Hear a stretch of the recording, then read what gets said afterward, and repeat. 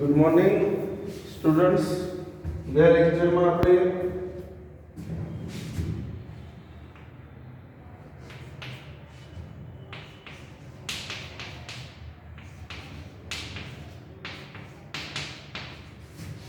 સહકારી મંડળીનો અભ્યાસ શરૂ કર્યો હતો અને સહકારી મંડળીના લક્ષણો ભણ્યા હતા. હવે આપણે સહકારી મંડળીના ફાયદા,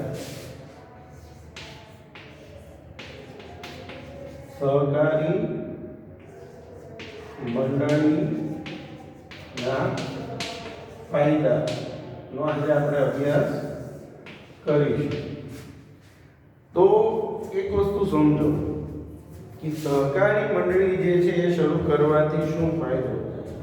બરાબર છે. આપણે પહેલા જોયું હતું કે સહકારી મંડળીનો મુખ્ય ઉદ્દેશ સેવાનો છે. એમાં જે સભ્યો જોડાયેલા છે કે સેવાના ઉદ્દેશથી જોડાયેલા હોય છે તે લોકો સભ્યોના આર્થિક ઉત્કર્ષ માટે જોડાયેલા લોકોને લાભ થાય એના માટે મંડળી શરૂ કરે છે. તો એ મંડળી શરૂ કરવાના ફાયદામાં પહેલો મુદ્દો સરળ સ્થાપના વિધિ. સહકારી મંડળીની જે સ્થાપના વિધિ છે એ ખૂબ જ સરળ છે.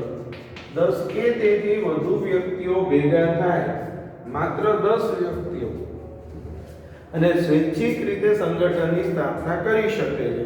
બરાબર છે. સહકારી મંડળીના કાયદા પ્રમાણે નોંધણી કરાવવી પડે, પણ 10 થી વધુ વ્યક્તિઓ ભેગા થાય અને સહકારના ઉદ્દેશથી આવી મંડળી શરૂ કરે. આના માટે કાયદાની કોઈ લાંબી અટપટી વિધિમાંથી પસાર થવું પડતું નથી. બીજું એટલે જો સરળ સ્થાપના વિધિમાં સહકારી મંડળીની સ્થાપના માટે લાંબી કાયદાકીય વિધિની જરૂર નથી. માત્ર 10 વ્યક્તિઓ સ્વૈચ્છિક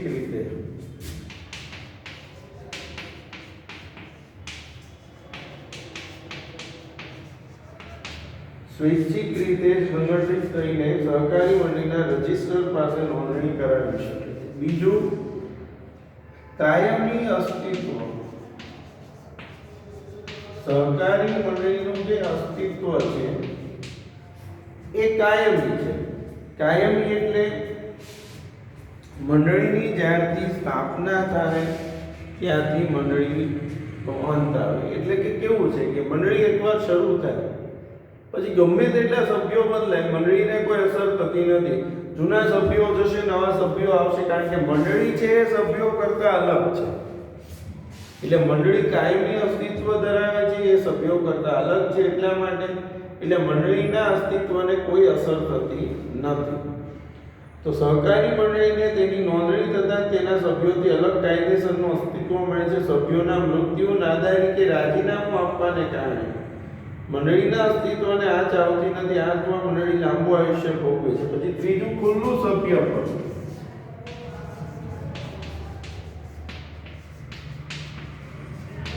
સહકારી મંડળીના જે સભ્યો છે, સમાન હિત ધરાવતી વ્યક્તિઓ માટે સભ્યપદ ખુલ્લું છે. ખુલ્લું સભ્યપદ એટલે કોઈ પણ ધર્મ, જાતિ, જ્ઞાતિના ભેદભાવ વિના કોઈ પણ વ્યક્તિ મંડળીનો સભ્ય બની શકે. મંડળીના સભ્ય માટે કોઈ જાતિ, જ્ઞાતિનો કોઈ ભેદભાવ કોઈ વ્યક્તિ સાથે રાખવામાં આવતો નથી.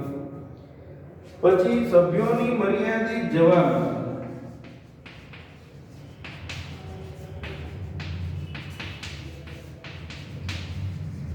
સહકારી મંડળીના જે સભ્યો છે એની જવાબદારી કેવી હોય છે? મર્યાદિત, એટલે કે લિમિટેડ. કેટલી જવાબદારી? તો કે એમની પાસે જેટલા શેર છે એટલી. બરાબર છે. મંડળી બંધ થાય, પડચામાં જાય, તેવામાં ડૂબી જાય, સભ્યોને કોઈ અસર થતી નથી. કારણ કે એમને તો શું, ધારો કે મેં કોઈ મંડળીમાં હું જોડાયેલો, મેં 1500 રૂપિયાના શેર લીધેલા, મંડળી બંધ થાય તો મારે એમ સમજવાનું કે મારા 1500 રૂપિયા ગયા. બીજું મારે કશું મારી મિલકત કઈ દેવું ભરપાઈ કરવા ચૂકવવા આપવા પડતા નથી. એટલે સહકારી મંડળીના સભ્યોની જે જવાબદારી છે એ મંડળીના ખરીદેલા શેર પૂરતી જ મર્યાદિત રહે છે. પછી પાંચમું સરકારી સહાય. હવે સમજો તમે, મંડળીનો હેતુ સેવાનો છે, સમાજને મદદરૂપ થવાનો છે. હવે મંડળી સમાજ માટે અસ્તિત્વમાં આવતી હોવાથી, મંડળી સમાજના લોકોને મદદરૂપ થતી હોવાથી જે સહકારી મંડળી છે એને સરકાર મદદ કરે છે, સહાય આપે. કારણ કે આ એક એવું સંગઠન છે કે જેની રચના સમાજના ઉત્કર્ષ માટે થયેલી છે, સમાજના વિકાસ માટે થયેલી છે. એટલે સરકાર પણ મંડળીને સહાય કરે છે. એટલે જો મંડળીને સભ્યલક્ષી અને સમાજલક્ષી કાર્યો કરવા માટે સરકાર દ્વારા નાણાકીય સહાય આપવામાં આવી સહાય લોન, અનુદાન કે સબસિડી સ્વરૂપે હોય છે. લોન હોય, અનુદાન હોય કે સબસિડી સહાય આપવામાં આવે છે. પછી લોકશાહી વહીવટ.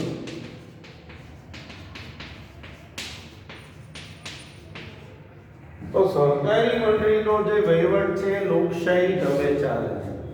લોકશાહી ઢબે એટલે સહકારી મંડળીના જે સભ્યો છે એ બધા જ મંડળીના વહીવટમાં ભાગ લે છે, ચર્ચા વિચારણા કરે છે. કોઈ પણ સભ્ય પોતાનો મત રજૂ કરી શકે છે. દરેકને પોતાનો મત રજૂ કરવાની સ્વતંત્રતા છે અને બધા ભેગા થઈ ચર્ચા વિચારણા કરે અને નિર્ણય લે છે. એટલે સહકારી મંડળીમાં લોકશાહી ઢબે વહીવટ ચાલે છે. જો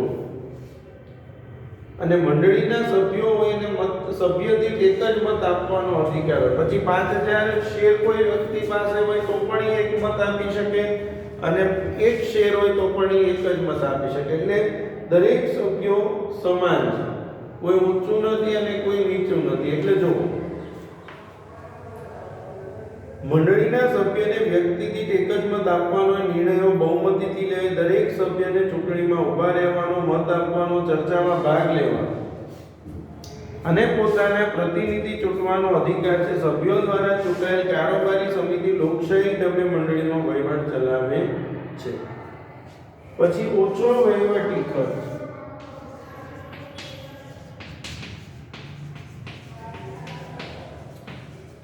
સહકારી મંડળીમાં વહીવટી ખર્ચ જે છે ઓછો આવે, કારણ કે જે મંડળીના સભ્યો છે એ માનદ સેવા આપે છે ફ્રીમાં, અને એ સભ્યો છે એ પોતે જ સેવા આપતા હોવાથી મંડળીમાં ખર્ચો કેવો થશે?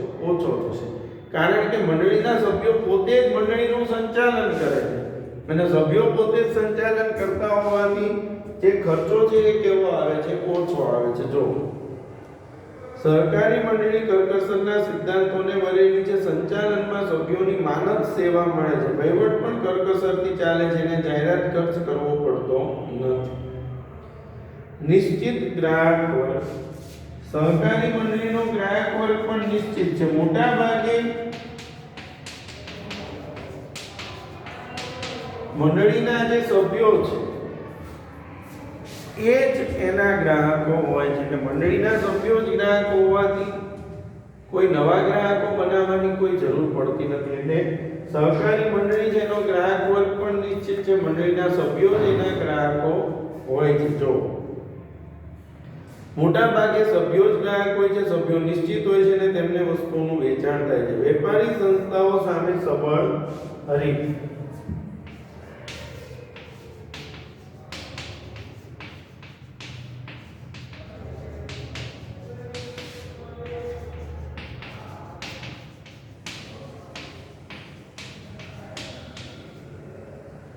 તો મંડળી એ વેપારી સંસ્થાઓ સામે કેમ સબળ હરીફ છે? કારણ કે સહકારી મંડળી જે છે એ એના જે સભ્યો છે, બરાબર છે, મંડળી છે એ સહકારી મંડળી છે વેપારી સંસ્થાઓ સામે કેમ હરીફ છે? તો કે મંડળી છે એ લોકોને વસ્તુ ઓછા ભાવે પૂરી પાડે. જો વેપારી સંસ્થા જે નફા માટે કામ કરે છે ત્યારે મંડળી એ સેવા માટે કામ. એટલે પહેલા લોકોનું શોષણ કરે છે, જ્યારે આમાં લોકોને વસ્તુ ઓછા ભાવે મળે છે. એટલે એક વેપારી સંસ્થા સામેનો એક હરીફ છે કે જે લોકોને વસ્તુ ઓછા ભાવે પૂરું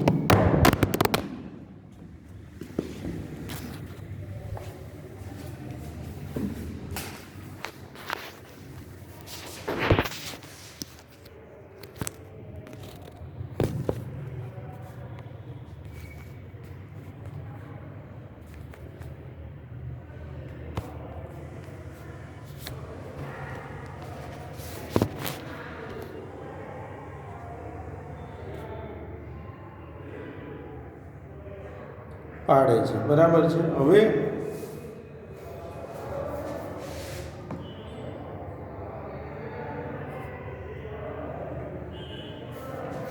એની પછીનો મુદ્દો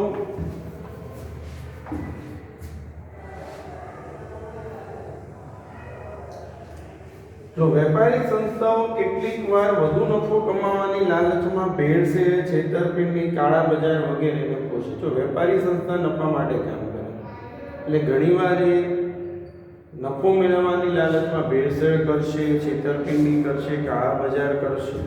સહકારી મંડળની સભ્યોને આર્થિક ઉત્કર્ષ, સામાજિક અને આર્થિક ન્યાયની ખાતરી આપતી હોવા ઉપરાંત વેપારી સંસ્થાઓ દ્વારા આચરવામાં આવતી ગેરરીતિઓથી મુક્ત હોવાથી વેપારી સંસ્થાઓ સામે સબળ હરીફ તરીકે ઊભી રહી શકે છે.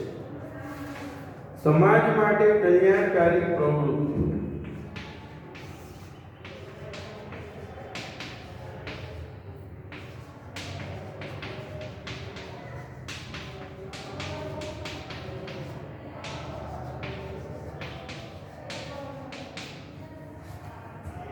સહકારી મંડળી હવે યાદ રાખો, સમાજ એના નફા અને અનામત ભંડોળમાંથી. જો આમ તો સહકારી મંડળીનો હેતુ સેવાનો છે, પણ એને જે નફો થતો હોય એ નફો એ સમાજના હિત માટે વાપરે છે. સમાજના લોકોને વસ્તુઓ ઓછા ભાવે આપવા માટે ઉપયોગ કરે છે. એટલે સહકારી મંડળી છે એ સમાજ માટે કેવી પ્રવૃત્તિઓ કરે છે? કલ્યાણકારી. કારણ કે જે વસ્તુઓ છે એ સમાજના લોકોને ઓછા ભાવે પૂરી પાડે છે. તો જો સહકારી મંડળીનો તેમના નફા અને અનામત ભંડોળમાંથી સમાજ માટે કલ્યાણકારી પ્રવૃત્તિઓ હાથ ધરે છે. ઓછા મૂલ્ય અથવા વિના મૂલ્યે તબીબી નિદાન કેમ્પ યોજે છે. ઓછા મૂલ્યે અથવા વિના મૂલ્યે તબીબી નિદાન કેમ્પ યોજે છે. દવાખાના, શાળા, બાગ બગીચાની સેવા ઊભી કરે છે અને જાળવણીની વ્યવસ્થા કરે છે. દવાખાના બનાવે છે, બરાબર છે, બગીચાઓ બનાવે છે, શાળાઓ બનાવે છે અને એને જાળવે છે નફા અને અનામત ભંડોળમાંથી. આ રીતે સમાજને મદદરૂપ થાય છે. પછી લોકશાહીની તાલીમ શાળા. આજે મંડળીને લોકશાહીની તાલીમ શાળા શા માટે કહેવામાં આવે છે?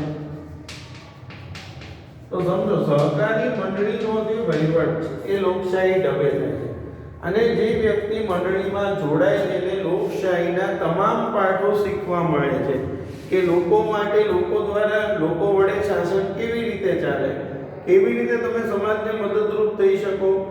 એ બધા પાઠ છે એ મંડળી દ્વારા વ્યક્તિ શીખી શકે છે. એટલા માટે આને લોકશાહીની તાલીમ શાળા કહેવામાં આવે છે. જો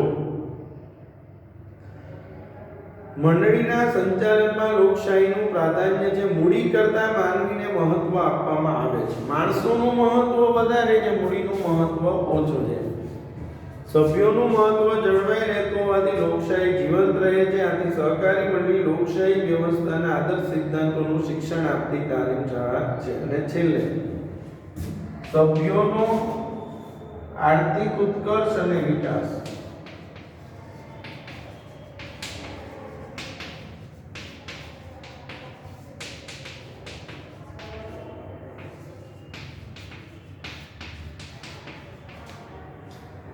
સભ્યોનો આર્થિક ઉત્કર્ષ. સહકારી મંડળી તેના સભ્યોના આર્થિક વિકાસમાં મહત્વનું યોગદાન આપે છે. દાખલા તરીકે ગ્રાહકોની સહકારી મંડળી. હવે સભ્યોનો આર્થિક ઉત્કર્ષ, આજે જે ગ્રાહકોની સહકારી મંડળીઓ છે એ એના સભ્યોને ઓછા ભાવે વસ્તુઓ પૂરી પાડે છે. એટલે એનો ઉદ્દેશ શું છે? સભ્યોનો આર્થિક ઉત્કર્ષ કરવો અને વિકાસ કરવો. જો ગ્રાહકોની સહકારી મંડળીઓ સભ્યોને રોજબરોજના વપરાશની યોગ્ય ગુણવત્તાવાળી વસ્તુઓ વાજબી ભાવે પૂરી પાડે છે.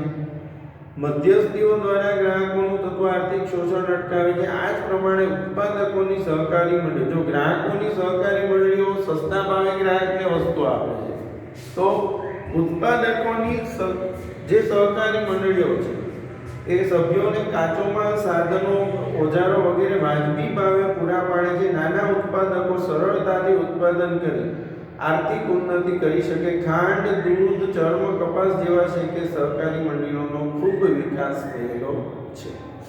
હવે આ મંડળી છે એના આપણે બધા ફાયદા જોયા. હવે આપણે મર્યાદાઓ જોવાની છે. તો યાદ રાખો, આમાંથી તમારે 6 થી 7 મુદ્દા, કોઈ પણ 6 થી 7 મુદ્દા તૈયાર કરવાના છે. હવે આપણે સહકારી મંડળીની જે મર્યાદાઓ છે એ સમજીએ છીએ. તો જો સહકારી મંડળીની મર્યાદા,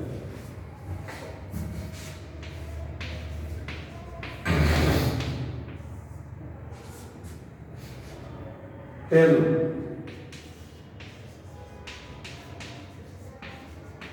મૂડીની મર્યાદા. તો સહકારી મંડળી છે એ બહુ મર્યાદિત મૂડી મેળવી શકે, મોટા પાયે મૂડી મેળવી શકતી નથી. કારણ કે સહકારી મંડળી જે છે એના શેરનો ભાવ ખૂબ જ નીચો હોય છે, અને વળી જે લોકો આર્થિક રીતે નબળા લોકો છે મોટા ભાગે એવા જ લોકો મંડળીમાં જોડાતા. એટલે સહકારી મંડળી જેમ કંપનીઓ મોટા પાયે શેર બહાર પાડીને મૂડી મેળવે, મૂડી નહીં મેળવી શકે, કારણ કે કંપની મંડળીના શેરની કિંમત ખૂબ જ નીચી રાખવામાં આવે છે. બરાબર છે. અને વળી ગમે તેટલા શેર ખરીદો, મત તો એક જ આપવાનો, એટલે લોકોને વધુ શેર ખરીદવાનું પણ કોઈ આકર્ષણ હોતું નથી. તો જો વધુ મૂડી એકઠી કરવાનું મુશ્કેલ છે, શેરની ઓછી કિંમત, સભ્યો આર્થિક રીતે નબળા વર્ગના અને સભ્યદીઠ મતાધિકાર હોવાથી વધુ શેર ખરીદવાનું આકર્ષણ ઓછું રહેવાને કારણે મૂડીની મર્યાદા રહે છે. બીજું, કાર્યક્ષમ વહીવટનો અભાવ. સહકારી મંડળીમાં કાર્યક્ષમ વહીવટ થઈ શકતો નથી, કારણ કે મોટા ભાગના સભ્યો છે વહીવટ, અને એ મોટા ભાગના સભ્યો એવા હોય છે કે જે ઓછું ભણેલા હોય અથવા ઓછી આવડત ધરાવતા હોય છે, અને આવા સભ્યો વહીવટ ચલાવતા હોવાથી એને માનદ સેવા આપે છે. કારણ કે લોકો સેવા આપે છે, એના બદલામાં એક રૂપિયો નથી લેતા. એટલે આ કારણસર સહકારી મંડળી છે એમાં જે કાર્યક્ષમ ઢબે જે વહીવટ થવો જોઈએ, સારી રીતે જે વહીવટ થવો જોઈએ, થઈ શકતો નથી. જો સભ્યોના પ્રતિનિધિ તેવા મંડળીના સંચાલકો માનદ સેવા આપે છે, માનદ સેવાને કારણે તેઓ મંડળીના સંચાલન અને વહીવટ પ્રત્યે અંગત રસ ન પણ રાખે. માનદ સેવા એટલે ફ્રીમાં સેવા, બરાબર, અને પરિણામે તેવામાં અંગત રસ ન પણ દાખવે. ઉપરાંત તેમની પાસે વિશિષ્ટ જ્ઞાન, ધંધાકીય અનુભવને સમયનો અભાવ હોઈ શકે તો પણ મંડળીના વહીવટમાં બિનકાર્યક્ષમતા પ્રવેશે છે. જૂથબંધી અને અંગત હિતને કારણે ગેરવહીવટ સર્જાય છે. ત્રીજું, રાજકીય હસ્તક્ષેપ. સહકારી મંડળીના રોજબરોજના કામમાં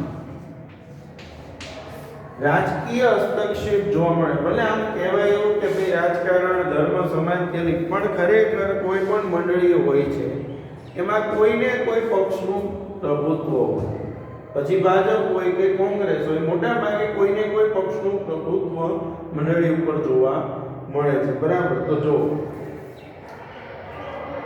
વિવિધ રાજકીય પક્ષો મંડળી પર પોતાનું વર્ચસ્વ મેળવવા માટે પ્રત્યક્ષ કે પરોક્ષ રીતે પ્રયત્ન કરતા હોય. મંડળી રાજકીય અસર નીચે કામ કરે ત્યારે ધંધાકીય સ્વાતંત્ર્ય જોગવાઈ, પરિણામે લોકશાહીના મૂલ્યો જોગવાઈ અને સભ્યો વચ્ચે અસહકાર.